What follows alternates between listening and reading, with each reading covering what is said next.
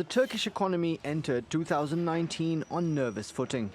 It dipped into recession in the first quarter as its currency recovered from a fall to record lows against the US dollar.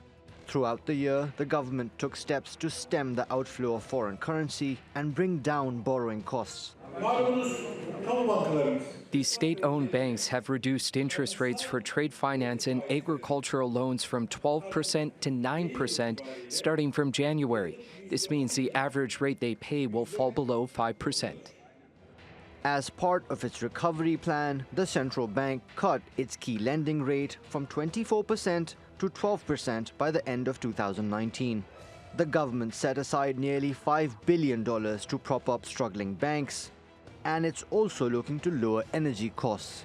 By next week, the Turk Stream gas pipeline will begin transporting gas from Russia, and Ankara plans to continue expeditions in the Mediterranean in search of hydrocarbon reserves. The improving economic outlook is encouraging foreign investors to put money in Turkish businesses. Many of the companies have become quite competitive. So, for example, clothing retailers and manufacturers are very, very competitive against the other European clothes manufacturers and retailers. The other area is the technology area. Officials are hoping this will boost exports and create more jobs. We plan to have a recovery process of 2 years, which aims to recover back the 5% growth rate. So in order to achieve that, the fiscal policy side was also critical. And we can at least see that the central bank is also taking its steps according to these plans too. The government set a 3% GDP growth target for this year, much higher than the 0.4% forecast for 2019. But traditional export markets in Europe are stalling as economic growth across the continent slows. So Ankara has its work cut out promoting domestic consumption and finding new export partners in 2020. Mobin Nasir, TRT World.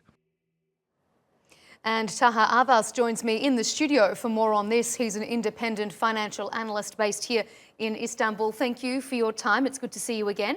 What will be Turkey's biggest economic challenge, do you think, Taha, in 2020? Well, I think there's a global uncertainty about what's happening in 2020. If you look at any of the 2020 predictions, reports from major banks and financial institutions around the world, you see that they're saying we're modestly risk on. The risk appetite after a 10-year practically global bull run has sputtered and it perhaps might be coming to an end. 2-3 months ago, we thought it was over and that a global recession was in the cards. A year ago, at this time a year ago, we thought the Federal Reserve said they would increase interest rates this year, in 2019, but they did exactly the opposite. So the short answer is uncertainty is the main challenge. What's in store for the economies of other countries, for Europe, Turkey's largest trading partner, and for the greater economy. So as long as those do well, Turkey should also do well. Turkey is still experiencing, though, double-digit inflation. Its target is 9.8 for 2020. Do you think they can reach that, and what do they need to do to make sure they get that goal? Sure. I mean, it's important to know that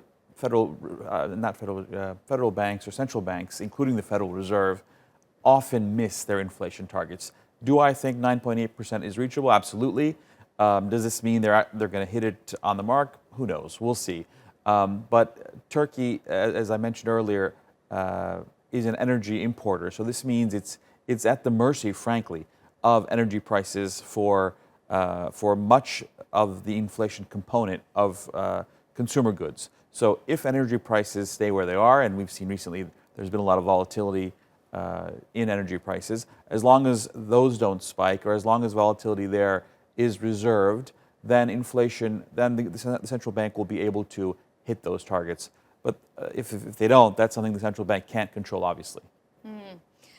The IMF has forecast a GDP growth of about 3% for Turkey. That's in line with the Turkish government's own goal. How difficult is that going to be? What does Turkey need to do to reach that goal? Turkey's economy mirrors most closely the United States, frankly. So about 2/3 of the economy is based on consumer consumption.